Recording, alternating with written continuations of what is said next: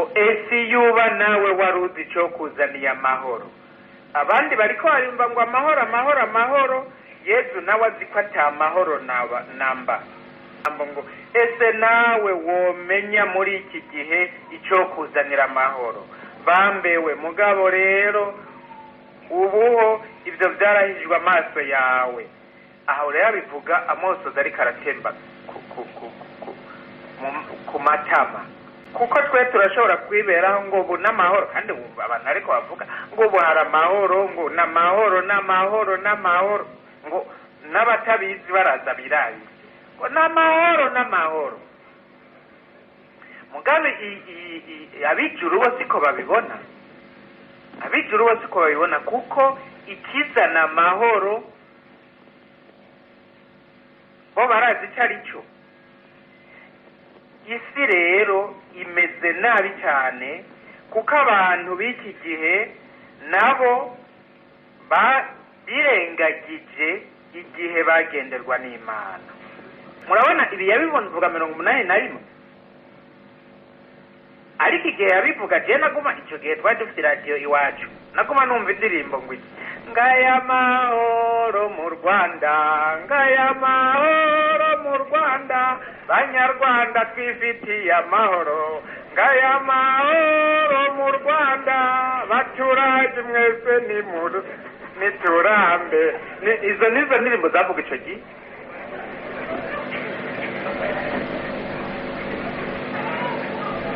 Bikira Mariya nawe amoza acunduguta, ariko bari ngaya mahoro mu Rwanda ntibumva. Ariko murabona ibyabaye, uko abijuru babona twese ko tubona. Abantu turigira utuzeze ngo n'amahoro n'amahoro n'amahoro, sibyo. Nta mahoro ariho, nta mahoro ariho igihe twirengagiza ko Imana yatugendeye. Igihe tutarakira Imana itarakirwa, nta mahoro. Abo bose bavuga ngo amahoro nabivugira ngo imbere ni heza, ni heza gute? Imbere ni heza gute Imana tutarayakira? Imbere ni heza gute twirengagiza amabwizwa y'Imana? Imbere ni heza, ahubwo imbere hari urwobo. Uwo wese yovuga ngo imbere ni heza, amabwizwa y'Imana aho nyangwa n'umwangushi, nta mahoro.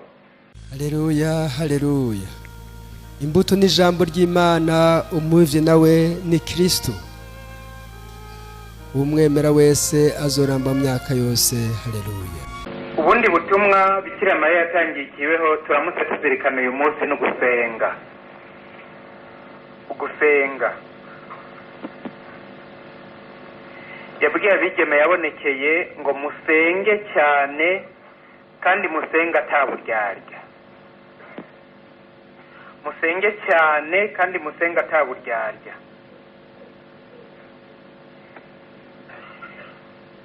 Ibyo Bikira Mariya yabibategetse kuko abona ko isi imeze nabi cyane, nk'uko abivuga ngo isi igiye kurwa mu rwobo.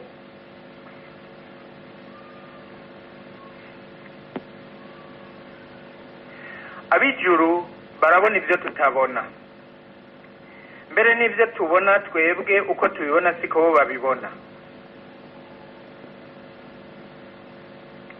Bo barashobora kubona ko tugeramiwe, twebwe twibereyeho nk'utuzeze ataco twinona. Muri iyo njiri babasomeye murumvise ingene Yesu yaririye igisagara, mu gihe abamukikije nabo batariko bararira, ahubwo bariko baratera impudu. Ngo Yesu yegereye igisagara arakiririra. Abamaze kuja mu gihugu ca Isirayeli, muri mwebwe ndazi ko barimwo, uwo batarajayo ndamuhaye isango yo mu kw'icenda nzomujana. Arafa kwiyandikisha gusa atange n'ibyagezwe na Musa.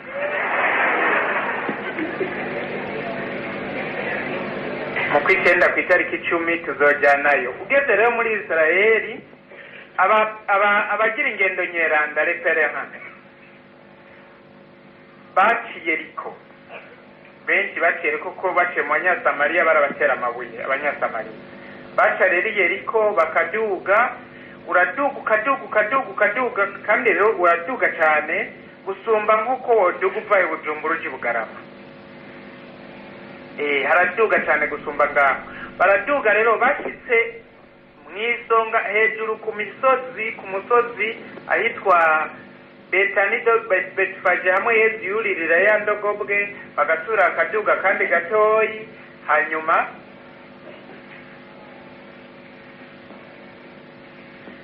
hanyuma bakagera aho batangura kumanuka bageze ku musozi wa Oliveti. Kuba musozi wa Oliveti rero niho ucona igisagara cya Yerusalemu imbere yawe, nk'uko uriko uramanuka ngaha muri iyi misozi yo ngaha ubone Bujumbura. Mugabo ako gasozi Yerusalemu yubatse ko kari hakurya hagati y'umusozi wa Oliveti ni gisagara cya Yerusalemu haraca konga, ariko ugacubona neza ico gisagara.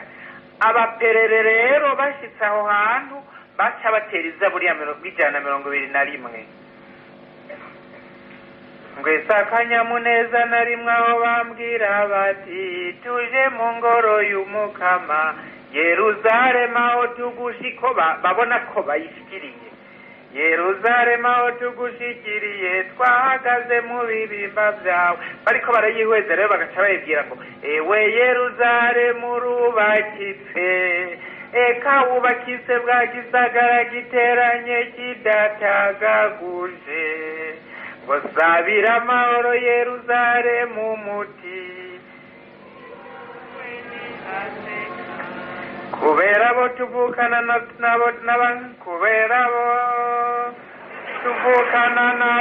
nkunda abo tuvukana n'abagenzi, nkundira nkubwire nti gira amahoro. Abantu rero bakikije Yesu bose bariko baririmba iyo zaburi, kuko urugendo rwose rwari rufise amazaburi yago. Urugendo rwose rwari rufise amazaburi yago. Aho rero bagezaho haba hagezwe ko izaburi y'121 bayitera bagezaho babona Yerusalemu, ewe Yerusalemu rubakitse, eka wubakizwa gisagara gitegeranye kidatagaguje. Bavuga amahoro, gira amahoro, gira amahoro. Muri ico gihe bariko bavuga amahoro niho Yesu nawe bazabona amosozi ariko arashororoka. Bo babona amahoro, wabona amagorwa. Bo bariko baririmba amahoro nawe agahinda kamwuzuye umutima. Aca avuga aya majambo rero mwumvise ngo esi yuba nawe waruzi ico kuzaniye amahoro. Abandi bariko barimba ngo amahoro amahoro amahoro, Yesu nawe azi ko ata amahoro namba. Ngo ese iyuba waruzi nawe waramenye ico kuzana. Yesu rero ariko ararira atavuga aya majambo ngo ese nawe womenya muri iki gihe ico kuzanira amahoro. Bambewe mugabo rero ubuho ivyo vyarahijwe amaso yawe. Aho rero bivuga amosozi ariko aratemba ku matama, amosozi ajojotera hasi. Nico gituma hazoza iminsi abanzi bawe bagukikuza imigazo, ingabo zabo ziguca irya nino, bakwegereze mu mpande zawe zose, bazokurisha ivu, mwe n'abana uzoba usigaranye, kandi nta buye bazosigara rigeretse ku rindi, kuko wirengagije igihe wagenderwa n'Imana. Ivyo rero Yesu abivugana agahinda kenshi, amosozi ariko arakibagurika, abandi bavuga ngo amahoro amahoro amahoro. Twebwe abantu uko tubona ibintu siko ab'ijuru babibona, kuko twe turashobora kwiberaho ngo ubu n'amahoro, kandi abantu ariko bavuga ngo ubu hari amahoro, ngo n'amahoro n'amahoro n'amahoro, ngo n'abatabizi baraza birayi ngo n'amahoro n'amahoro. Mugabe ab'ijuru bo siko babibona, ab'ijuru bo siko babibona, kuko ikizana amahoro bo barazi icyo ari cyo. Isi rero imeze nabi cyane kuko abantu b'iki gihe nabo birengagije igihe bagenderwa n'Imana, barakuye Imana mu buzima bwabo. Aha tamani hari nta mahoro, aho abantu birukanye Imana nta mahoro, aho abantu badaha ikibanza Imana nta mahoro, aho abantu bafashe amabwiriza y'Imana bagahonyanga nta mahoro. Imana hariho abayirukanye bashaka kwiberaho nk'uko atayiriho, mbere hariho n'abayigwanya badashaka ko yinjira iwabo no mu byabo. Nicyo gituma Yesu yarize n'ubarira, nicyo gituma na nyina wa Jambo yarize. Ababigeme yabonekeye bavuga ko umunsi umwe yababonekeye ababaye cyane, mbere Alphonsine agomba kumuraba mu maso ngo aramuhoza ngo reka kundaba, kube ngo amurabe arabona umubabaro mu maso n'agahinda n'amoso gacunduguta, ngo aramubwira ngo reka kundaba, ngo acarunama arakukumba hasi azagira ngo tugirire ikigongwe. Aho yararijijwe n'iki cyarijije Yesu. Umva amajambo Bikira Mariya avuga: ikimbabaza nuko naje kubasanga ariko mwebwe aho kunyakira mukampunga. Zebwe Nataliya ku 15/8/82. Jewe ndababwira, yongera mubwira ati jewe ndababwira ariko mukanga kumva, ndashaka kubabyutsa ariko mukigumira hasi, ndabahamagara ariko mukica amatwi. Ni ryari muzakora icyo mbabwira? Mwebwe mwashize ibiti mu matwi, ntimwumva icyo mbabwiye. Muzumva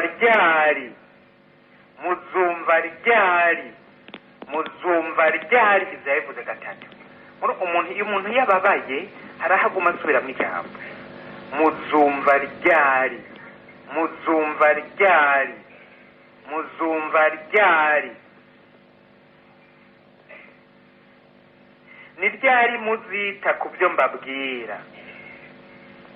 Muzakomeza kuba intumva kugeza ryari?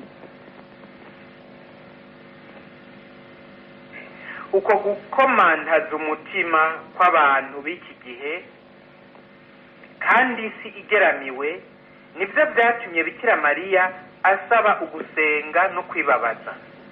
Murabona ibi yabivuga 81,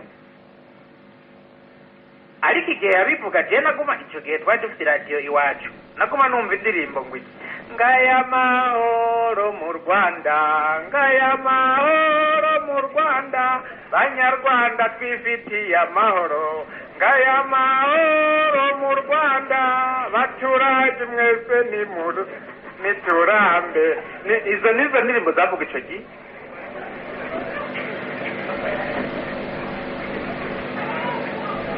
Bikira Mariya nawe amozo acunduguta, ariko bari ngaya mahoro mu Rwanda ntibumva. Ariko murabona ibyabaye, uko abijuru babona twese ko tubona. Abantu turigira tuzeze ngo n'amahoro, sibyo. Nta mahoro ariho igihe twirengagiza kw'Imana yatugendeye, igihe tutarakira Imana itarakirwa nta mahoro. Abo bose bavuga ngo amahoro n'abivugira ngo imbere ni heza gute? Imbere ni heza gute? Imana tutarayakira, imbere ni heza gute twirengagiza amabwirizwa y'Imana? Imbere ni heza, ahubwo imbere hari urwobo. Uwo wese yovuga ngo imbere ni heza, amabwirizwa y'Imana aho nyangwa n'umwangushi, nta mahoro. Yesu yararize, Bikira Mariya ikibohe yararize cyane gushika habuza n'abo bana kumurayeba reka kundeba kubera iki nta mahoro naho barimba ngo amahoro amahoro amahoro. Ugusaba rero gusenga cyane Bikira Mariya bisabye kukabona ingene isigeramiwe. Uyu munsi turamutse tuzirikana ubwo butumwa bwo gusenga cyane bwo kwibabaza ntitubugera kuno munsi tuzobuvuga ejo, ariko ubwo gusenga cyane yasabye gusenga ku buryo bubiri cyane ataburyarya.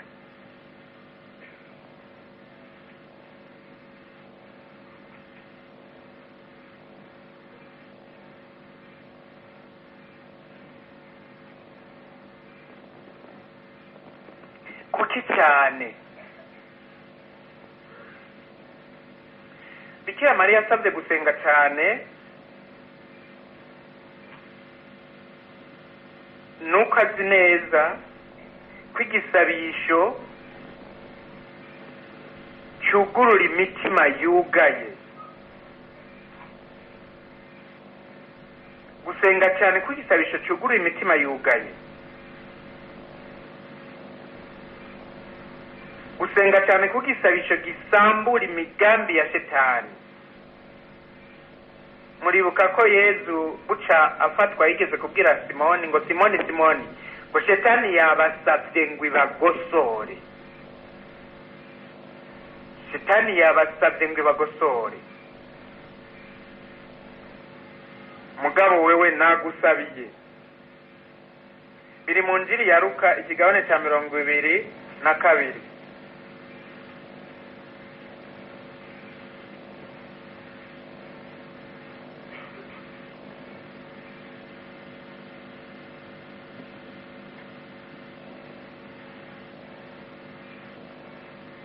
Simoni Simoni Simoni Simoni we raba Shetani yabasabye ngo ibagosore nk'ingano, ariko wewe nagusabiye kugira ngo ukwemera kwawe ntikugirire. Nawe rero niwamara kwigarura uraheza uremeshe bene wanyu. Mukumubwira ngo we nagusabiye kugira ngo ukwemera kwawe ntikugirire, nukuvuga ko iyo Yesu atamusabira ukwemera kwiwe kwari kugirira. Shetani nayo nta kindi yagomba atari uko uyo Yesu yabwiye ngo uri Petero no kuri we nzokubaka ko ekleziya yandi imukubita hasi akagirira, gutyo ekleziya ntizibeho. Yesu nawe yaramusabiye. Icyo gisabisho cya Yesu nicyo cyatumye Simoni ukwemera kwiwe kutagirira. Ni ukuvuga ko igisabisho gisambura imigambi ya Shetani. Gusenga cyane rero ni ugukobya ku rugamba rwo gusambura imigambi ya Shetani. Sengeye igisabisho kiratuma ibintu byihuta. La prière accélère l'histoire. La prière accélère l'histoire. Ibintu byomaze imyaka 40 kubw'igisabisho cy'abantu mu mwanya muto birashobora kuba birangutse. Parce que la prière accélère l'histoire. Bikira Mariya mu gusaba gusenga cyane nuko aziko gisabisho cyugurura imitima. Niyo mitima yugaye. Nuko aziko gisabisho gisambura imigambi ya Shetani. Nuko aziko gisabisho gituma ibintu byihuta bikaranguka mu mwanya bitorangukiyeko. Ikindi Bikira Mariya yasabye mu byo gusenga ni ataburyarya. Ataburyarya.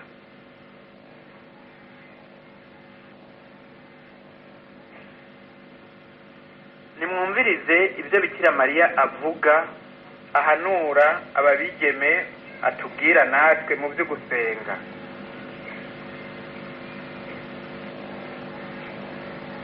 Gusenga ataburyarya. Yabwiye Nataliya Mukamazimpaka hari ku igenekezo rya 2 kwezi kwa Ntwarante 82 ati mugomba kwihatira gusenga kandi mugahindura imitima mugomba gusenga nta buryarya. Nibyo murasenga, ariko hari abasengana uburyarya. Marie Claire Mukangango nawe amubwira ati hari abafite uburyarya bagashaka inzira ibageza ku byo bipfuza mu byerekeye iby'isi. Bene abo ngabo usanga biziritse ku by'isi. Kwizirika ku by'isi murumva icyo ari cyo? Biboheye ku by'isi. Bene abo ngabo usanga biziritse ku by'isi, ariko ku byerekeye ubuzima bw'isengesho bakavuga agasengesho kamwe gusa, bamara kuronka ibyo bakeneye bagahita bibagirwa ibyo gusenga. Yego, Imana yanyumviye cyangwa umubyeyi yanyumviye, ewe wa mubyeyi uri mwiza, bagaca bibagira ibyo gusenga, akazosubira kwiyumvira gusenga akubititse.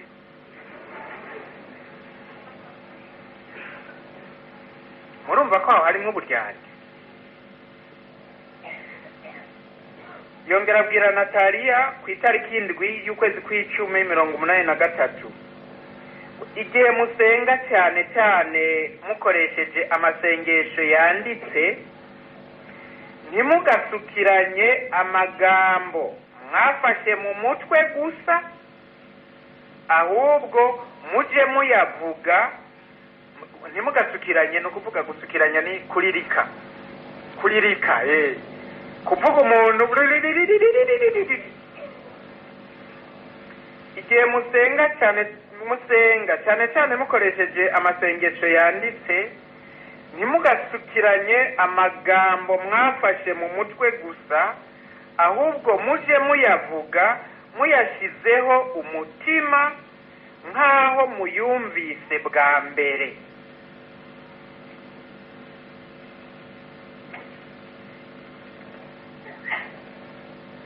Yongera abwira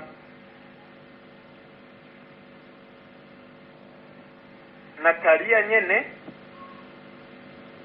ku itariki mu kwezi kwa mbere mu 1984, ati gusenga ni uguha Imana ibyacu byose, igiturutse ku mutima wacu, icyubahiro, ikuzo, ibisingizo. Gusenga Imana gutyo uyiha icyo utunze n'icyo uri cyo cyose bigenewe ubutatu butagatifu. Gusenga wambaza byo bigenewe jewe.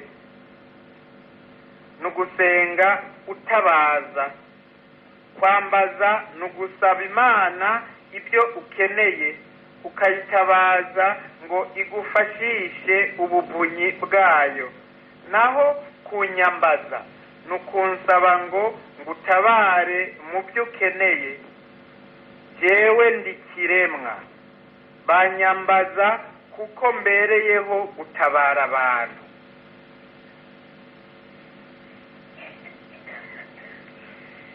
Yongera abwira Nataliya aho hari ku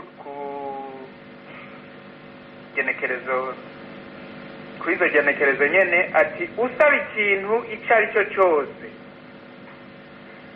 agomba kubikora abishyizeho umutima kandi yiyoroheje, yiyumvisha n'uburyo bizamufasha. Ikindi kandi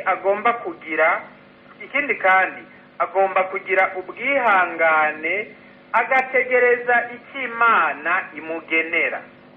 Murabyumva? Kuko Imana si Imana ngo ikora ibyo ishatse, ni Imana ngo je nkora ibyo ishatse. Kandi Imana ntiyimpa ibyo ndayisabye, yimpa ibyo nkeneye. Kandi ibyo nibyo byiza. Imana ntiduha ibyo tuyisabye, iduha ibyo dukeneye. Iyo ibyo tuyisabye rero bihuranye n'ibyo dukeneye, irabiduha. Iyo ibyo tuyisabye bidahuranye n'ibyo dukeneye, ntabyiduha, kuko byotugirira nabi. Kuko Imana n'umubyeyi. umwana agusabye indege ntushobora kuyimuha kuko nta kibuga cy'indege woronka.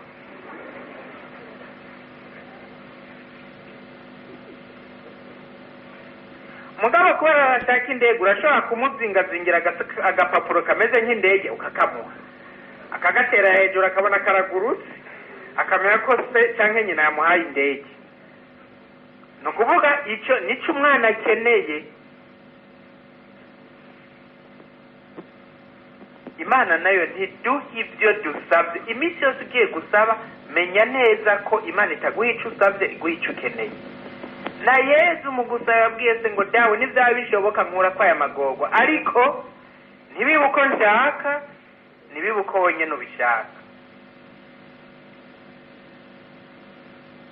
Ku itariki 4 z'ukwezi kw'indwi 1983 Bikira Mariya yabwiye Nataliya ati iyo ibintu nk'ibyo bibaye, igihe mwaje gusenga mufite umutima ugororotse, ibyo biruta kure uwasenga afite uburyarya.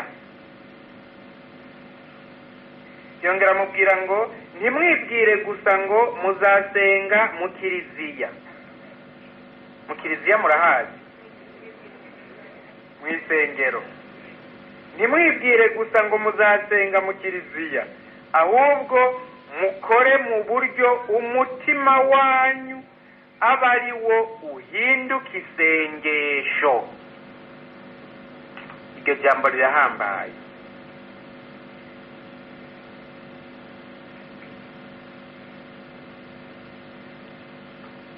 ntimwibwire gusa ko muzasenga mu kiliziya, ahubwo mukore ku buryo umutima wanyu aba ari wo uhinduka isengesho. ibyo ni bimwe Bikira Mariya yavuze mu byerekeye gusenga. none ugusenga ataburyarya twabivuga ko iki? birangwa n'ibintu bitatu. kugira usenga ataburyarya hari ibintu bitatu bitegerezwa kuranga igisabisho cyawe. icya mbere ni ugusenga mu mutima no mu kuri, nk'uko Yesu yabibwiye wa mugore w'umunyasamariyakazi. yamubwiye ngo we mugore, mwe musenga icyo mutazi, twe dusenga icyo tuzi kuko ukwemera kuva ku Bayahudi.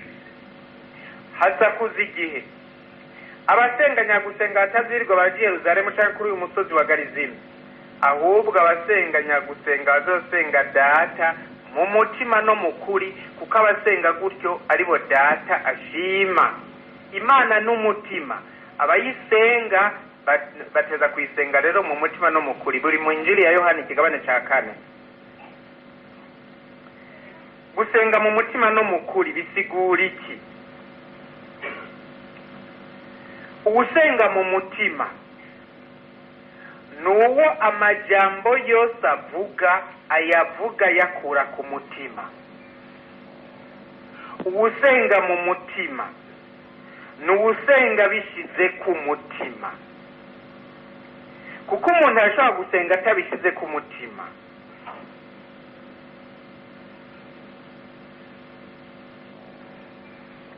mbere ugasanga n'ibisabisho biragenda bigahera ntamenye n'ingene byaheze.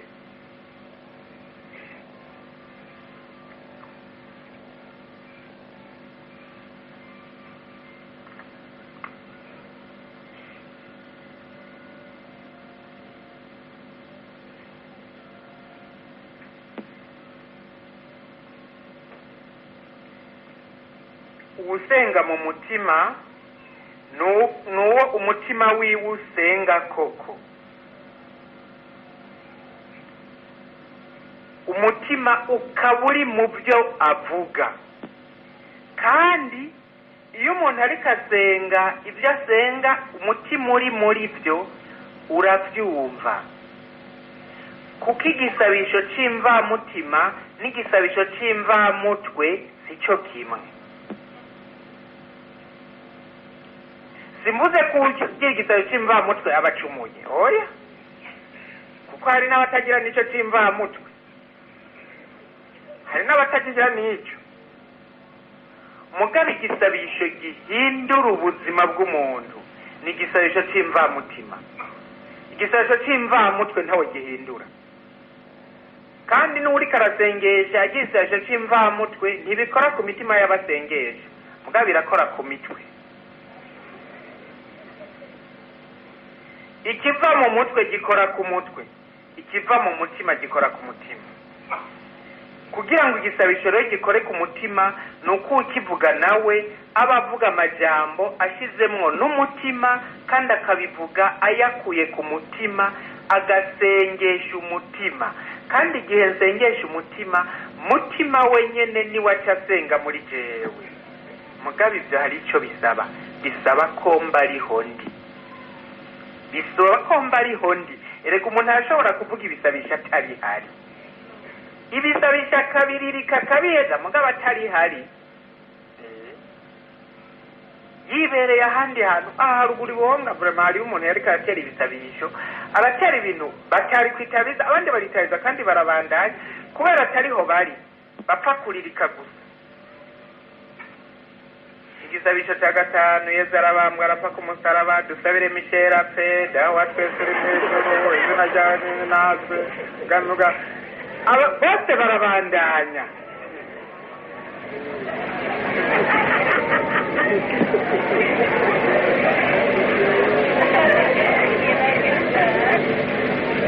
Uwo yashaka gusabira umuntu Michel ngo apfe kubera ibibi yamukoreye. Abandi barabandanya icyo gisabisho kubera iki? Bapfa kuririka gusa, nta mutima urimwo. Mugabo hariho bamwe baciye basohoka, umwigisha yigisha ubuhonga icyo gihe niwe yabwiye ngo uwo mugore tumubonye twahora tumuvuga ngo muwadusabire Michel apfe. Zarabatangaje babyumviza, mugabo abandi barabandanije ibisabisho.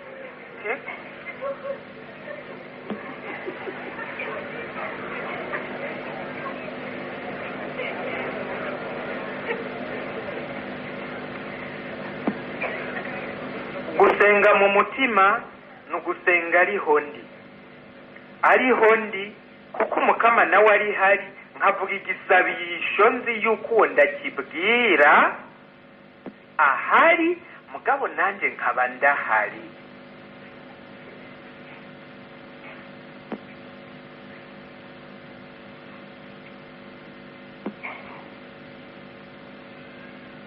Hari umujene yigeze kuza kumbwira, umupadiri yasomye imisa arihenda. Hajya bahejeje mwagazi w'Imana, hajya patiri agira ngo hora n'amahoro y'umukama, mwitabiza ngo iki?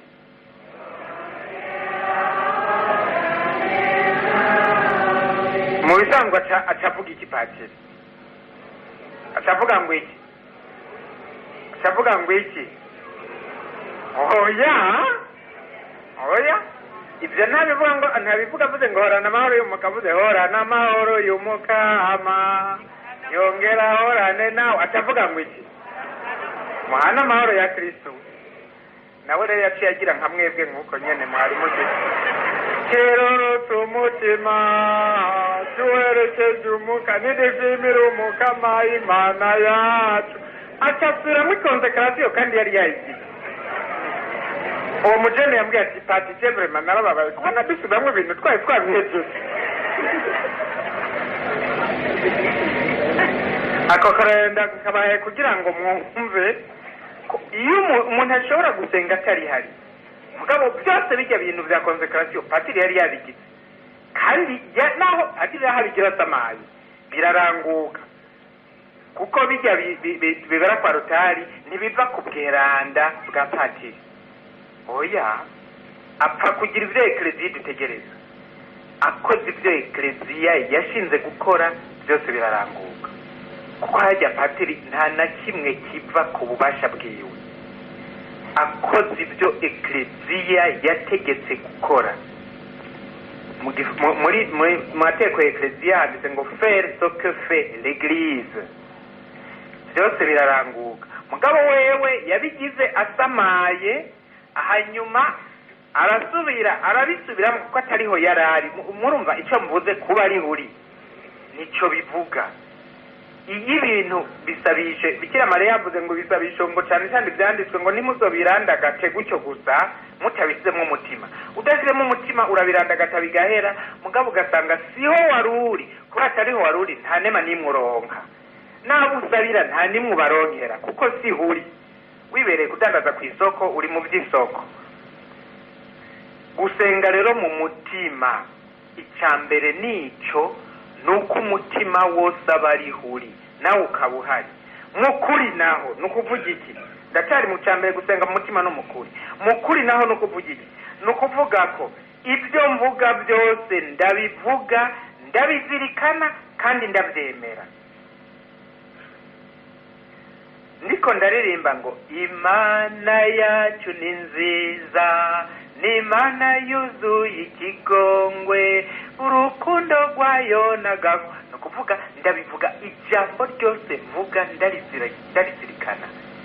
Imana yacu ni nziza, mvuze ko ari nziza nkabivuga ndiko ndihweza ubwo bwiza bwayo. Ni Imana yuzuye ikigongwe, nkabivuga nzirikana icyo kigongwe cyayo. Ibyo mvuga ndabivuga, ndabizirikana, ndabyemera, ndabikura ku mutima. Aho ni mukuri. Nukuvuga ko ayo majambo ndiko ndavuga nukuri. Amajambo yose mvuga cyangwa yo ndirimba cyangwa yo nsoma ndayavuga nsenga, nkayavuga ndayemera, nkayavuga ndayakura ku mutima, atari gusubiramwo gusa ibyo abandi bavuga. Pilato niwe yabajije Yesu ngo umwami w'Abayahudi. Yesu acamaza ngo ivyo niwe uzivugiye cyangwa uri gusubiramo ibyo wumva abandi bavuga. Nawe rero iyo turiko turasenga cyangwa turirimba, umuntu yoshobora kubaza ati ivyo uriko uravuga ubivuga urikura ku mutima cyangwa uriko urasubiramwo byandi yavuga nk'uko ikasete yo bigira. Ku ikasete irasubiramwo murabizi.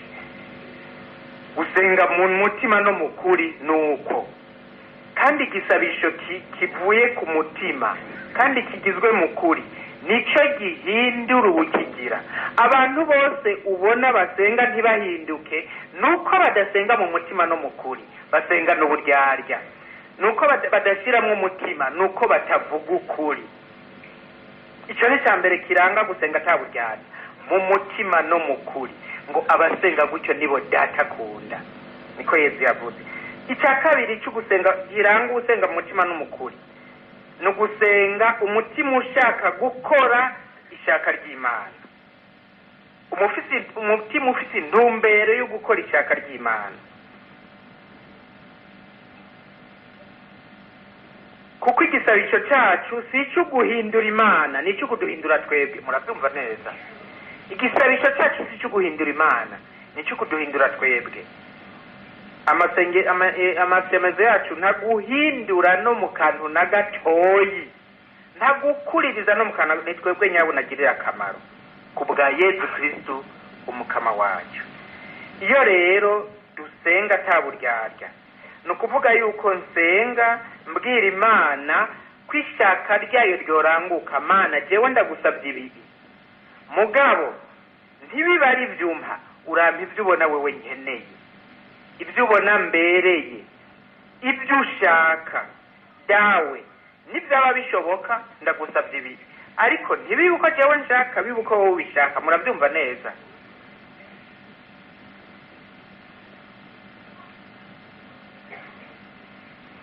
Ubwa gatatu, ugusenga taburyarya.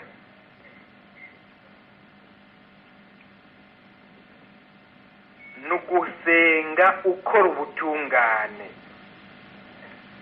Gusenga ukora ubutungane.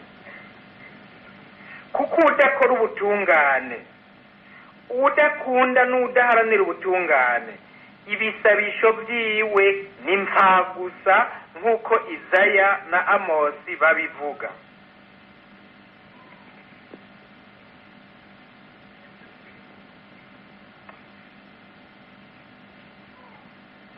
Izaya mu kigabane cya mbere akarongo k'10 avuga ngo nimwumvirize ijambo ry'umukama bakuru ba Sodoma mwe, nimutega amatwi ingingo y'Imana yacu bantu ba Gomora mwe. Umukama avuze ati mbega iryo sinzi ry'imbagwa zanyu rimariye iki? Inkuka z'imfizi z'intama n'ibinure by'intungwa binuze ndabihaze. Amaraso y'ibimasa, ay'imyagazi, ay'intama n'ay'amasuguru ntanshimisha. Iyo murengutse imbere yanje, ninde aba yababwiye ukandagira mu birimba byanjye? Ntimwongere kunshikanira amashikanwa atacamaze. Ibimoga neza byanyu ni shano kuri jewe. Iminsi mikuru y'imboneko z'ukwezi, amasabato n'amakoraniro y'ugusenga sindayashaka, sinihanganira icyaha hamwe n'amakoraniro yanyu. Murumva bagira amakoraniro mugabo baguma mu cyaha. Sinihanganira icyaha hamwe n'amakoraniro yanyu. Iminsi mikuru y'imboneko z'ukwezi n'iyindi minsi mikuru yanyu, umutima wanje urayanka, n'umuzigo kuri jewe, ndaruhishijwe no kubyiremeka. Iyo munyayiye amaboko nca ndabahisha amaso, kandi naho mugwiza ibisabisho sinumviriza, iminwe yanyu yuzuye amaraso. Nimwiyuhagire, mwityorore, nkure mu maso ibikorwa bibi byanyu, reke gukora inabi, nimwige gukora ineza, murondere ingingo, muhanure umunyagahahazo, mutunganirize imfubyi, muburanire umupfakazi. Nguko uko Mukama avuze rero, nimuze tuje inama. Naho ibicumuro byanyu byotukura nk'agahama, bizokwera nk'urubura. Naho byosa n'agahama gaca ibibatsi, bizohinduka bise n'ubwoya bwera. Nimwemera kumva, muzorya ivyimburwa vyiza vyo mu gihugu. Ariko nimwanka mukagarariza, muzotandagurwa n'inkota irivuye mu kanwa k'Umukama. Ni ugukora ubutungane. Nicyo gituma atabutungane mparanira, ndi umuntu w'uburyarya w'akarenganyo, nshinyiza abandi, ibiganza byanje n'ibirenge byanje bijya gukora ikibi no gusesa amaraso. Naho nosenga ncuritse umutwe mu maguru, naho nokwimbisha gakomokomo, nta na kimwe bivuze, ahubwo bisa no gutuka Imana. Ko murumvise ko Imana ivuze ngo naruhishijwe no kubyiremeka. Ni ukuvuga aho kunezeza Imana birayiruhisha ngo ikaburi y'ibihungiro. Nicyo gituma ibintu byose bivugwa ngo nivyo gusenga, ngo nivyo ibyo byose bivugwa ngo nivyo gusenga, abantu bose tuduza amaboko. Niko muna tuduza amaboko. Abantu bose tuduza amaboko. Imbere kuduza amaboko, banzura bivyo biganza icyo bikora. Mbega n'ibiganza bikora ineza cyangwa n'ibiganza bikora inabi? Mbega aya maboko yanje n'ibiganza byanje biriko birakorera iki gihugu bigiteza imbere, cyangwa birako biragisibanganya bigitabagaza? Mbega abana b'Imana aya maboko yanje n'ibiganza birabakorera cyangwa birabasinzikaza? Mbega ibiganza byanje birateza imbere iki gihugu cyangwa birasahura iki gihugu?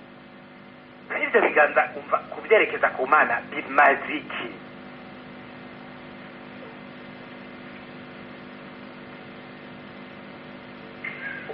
Umuhanuzi Amosi mu kigabane cya 5 ku 21 wakarongo ka 21 gushika kwa 24 nawe nyene avuga nyivyo nyene. Avuga ati, Amosi kigabane cya 5, ibya Isaya ni kigabane cya mbere nababwiye kuva ku 10 n'uturongo dukwirikiye. Mwashaka ni kuva ku 10 gushika ku 10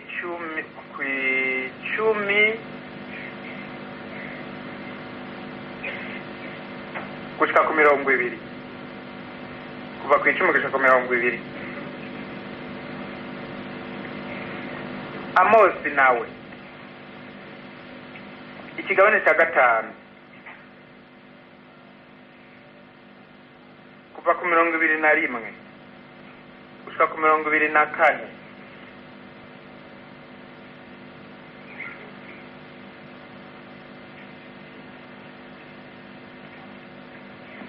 avuga ati Mukama yamutumye kuvuga ngo ndanka nkagaya iminsi mikuru yanyu, amakoraniro yanyu meranda sindayashima. Nkako iyo mumpereje inkuka n'amashikanwa yanyu sindabishima. Imbagwa z'amahoro zanyu zigizwe n'ibitungwa binuze sindaziraba. Nkuri ruhande urwamo rw'indirimbo zawe, sinumviriza umudiho w'inanga zawe. Ahubwo ingingo nitembe nk'amazi, ubutungane nabwo butembe nk'umugezi udakama. Ahubwo ingingo nitembe nk'amazi, ubutungane nabwo butembe nk'umugezi udakama. Nico gituma ugusenga ataburyarya bisaba gukora ubutungane. Ahandi ibisabisho n'indirimbo n'ibindi byose n'umwomango atana kimwe umaze. Umuntu yoshaka akajya komangira mu nzi wakihambaho atapfirirwa arajya komanga aduza ibiganza by'ikibi, by'amaraso, by'uburyarya, byo gutoteza no gusinzikaza no gutabagaza igihugu n'abakibamo. Ibyo rero biraturaba twese, murabyumva. Ntawe caroresha urutoki rwiwe ku bandi ngo barababumva,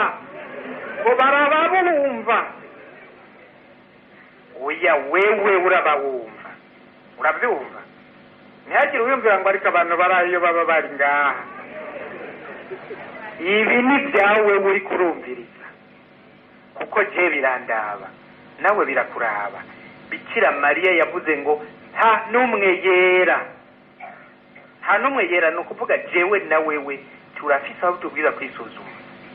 Turasenga ntidusenga ataburyarya, kandi ubusenga ataburyarya igisabisho ciwe kirugurura ijuru, kirahindura ubuzima bwiwe, kigahindura n'ubuzima bw'abandi, kigahindura n'igisi, kuko igisabisho c'intungane ngo kiramena ijuru.